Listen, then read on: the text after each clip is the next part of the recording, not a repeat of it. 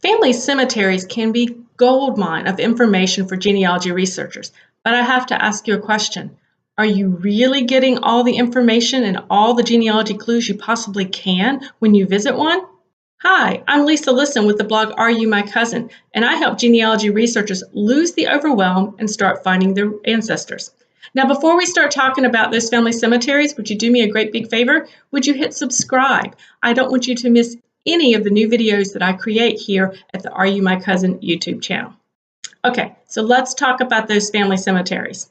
Now, I have to actually give you a confession first, because in my excitement, when I started exploring family cemeteries and where my ancestors were buried, I would find my ancestor's grave, I would take a picture, upload it to my website, and I was good to go, right?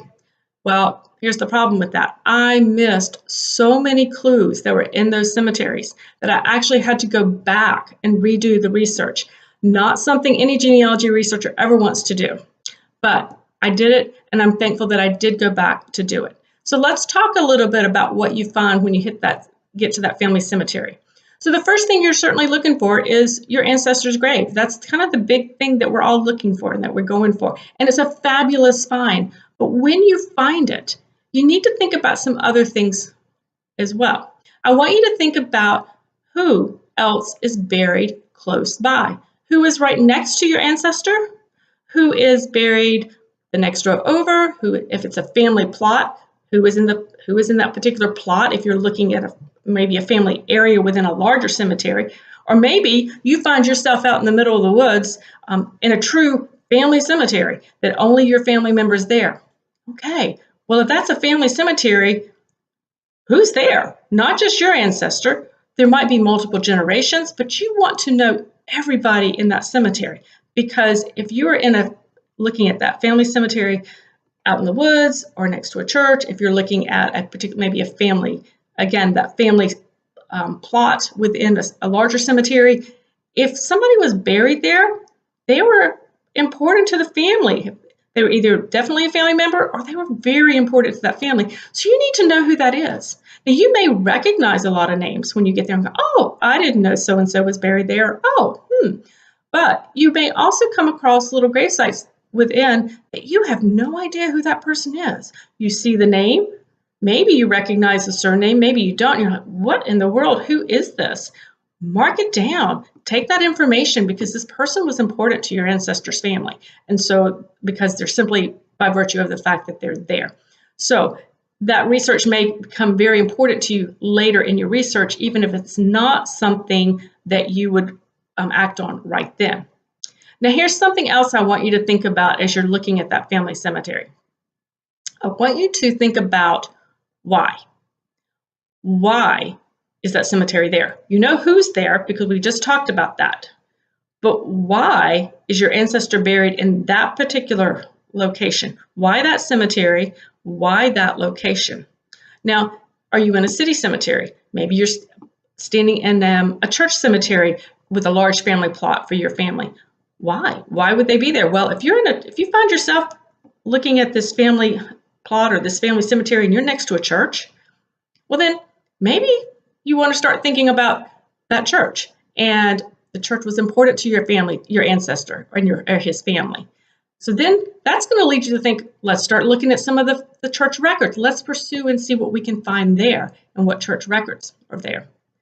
Now, another thing is you're looking there, maybe you find yourself standing out in the middle, of a cornfield or in the middle of the woods, and you've got this true family cemetery.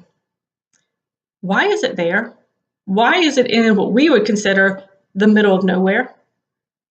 Well, if I'm finding something like that, then I'm probably going to start thinking in terms of the family must have lived close by.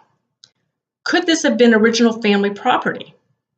Was this the location of the original family homestead? So at that point, if I haven't already, I'm going after the deed records. Or better yet, guys, contact the local historical society or genealogy society and talk to those guys, because they have a wealth of knowledge that you may not find in the official records, and they may a lot of times know who is buried where and where these little family cemeteries are and who else maintains them. These are people you want to talk to. So get on it.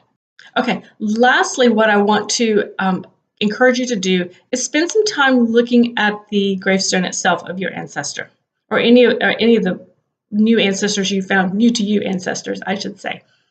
What are the markings on there? Are there military markings that might indicate an ancestor was a veteran of a war? If so, you want to pursue that. Look that marking up, take a nice photograph of it, research it, make sure you understand what it means. And then if indeed your ancestor was in the military, then you can actually start pursuing the military records there. So make sure you understand any and all markings that are on the cemetery, because they can lead you to clues as well, things that were important to your ancestor, leading then to more records.